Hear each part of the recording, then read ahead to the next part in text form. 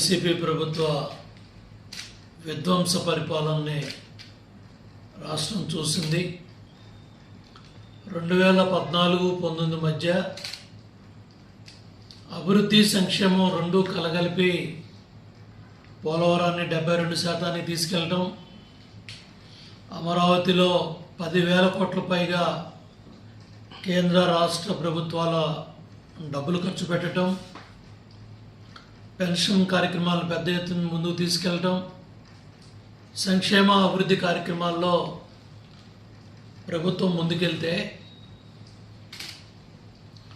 ఒక్క ఛాన్స్ అని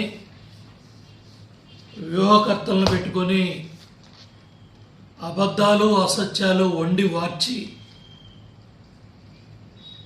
ఓదార్పు యాత్రలతో ప్రజలను నమ్మించి 151 సీట్లతో జగన్ రెడ్డి అధికారంలోకి వచ్చారు.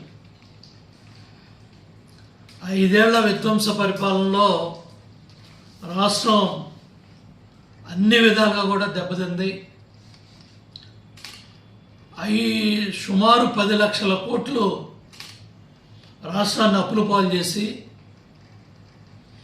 రాబోయే 30 ఏళ్ళకు కూడా మద్యం తాగే వాళ్ళని ఆదాయాన్ని తాకట్టు పెట్టి వేల కోట్ల రూపాయలు అప్పులు చేసి తహసీల్దార్ కార్యాలయాలు, ఆర్డీఓ కార్యాలయాలు, కలెక్టర్ కార్యాలయాలు కూడా తాకట్టు పెట్టి అప్పులు తెచ్చి నేను ఉద్ధరించాను అని చెప్పి బటన్ నొక్కానని 11 సీట్లకి జగన్ రెడ్డి పరిమితం అయ్యాడు. ప్రజలిచ్చిన బాధ్యతను కూడా మర్చిపోయి పులివెందుల శాసనసభ్యుడిగా శాసనసభకు కూడా వెళ్ళలేని నిస్సహాయ పరిస్థితిలో ప్రశ్నించాల్సిన 11 సీట్లు గొంతులు మోగపోయి అవినీతిలో కూరుకుపోయి land, sand, wine, mine, cent పట్టాల్లో వీళ్ళు దోచుకున్న వేల కోట్ల రూపాయలు శాసనసభలో చర్చకు వస్తాయి. ఏ ప్రశ్న ఎత్తినా కూడా మూలాలన్నీ కూడా తాడేపల్లికి వెళ్తున్నాయి, ప్యాలెస్కి. మూలాలన్నీ కూడా ఇడుగులపాయ ఎస్టేట్కి వెళ్తూ ఉన్నాయి. మూలాలన్నీ కూడా బెంగళూరు ప్యాలెస్కి వెళ్తూ ఉన్నాయి. మూలాలన్నీ కూడా హైదరాబాద్ లోటస్ పాండ్కి వెళ్తూ ఉన్నాయి. దోచుకున్న వేల కోట్ల రూపాయలు, కంటైనర్లు, పెట్టెలు డబ్బులు.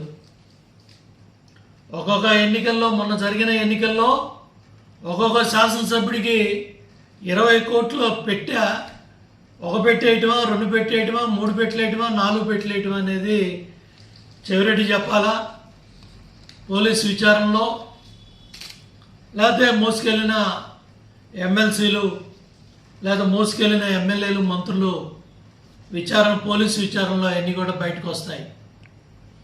ఇవాళ ఈ విధ్వంసం మొదటి సంవత్సరం విధ్వంసం తీసుకుంటే జగన్మోహన్ రెడ్డి విధ్వంస పరిపాలన ప్రజావేదిక కూల్చివేతతో ప్రారంభమైంది. కలెక్టర్ల కాన్ఫరెన్స్ పెట్టి 2 రోజుల్లో దీన్ని విధ్వంసం చేయమన్నాడు.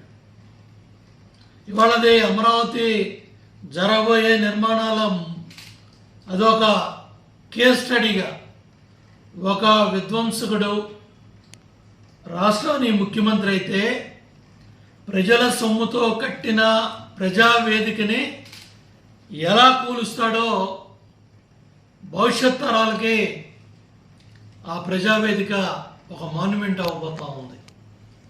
అమరావతి నిర్మాణంలో ఆ ప్రజావేదిక కూల్చివేసిన శిథిలాలు, ఎందుకంటే ఆ రోజు అర్ధరాత్రి చంద్రబాబు నాయుడు గారితో నేను కూడా జేసీబీలు పెట్టి పాల్గొడుతుంటే చంద్రబాబు నాయుడు గారు ఇంటికి వెళ్తూ ఉన్నప్పుడు మేము చూసాం విధ్వంసాన్ని మా కళ్ళారా. ఆ శిథిలాలను తీయపోవడానికి కూడా కారణం ఏంటంటే ప్రతిరోజు చంద్రబాబు నాయుడు గారి ఇంటి నుంచి వస్తా ఆ ప్రజావేదిక విధ్వంసాలు,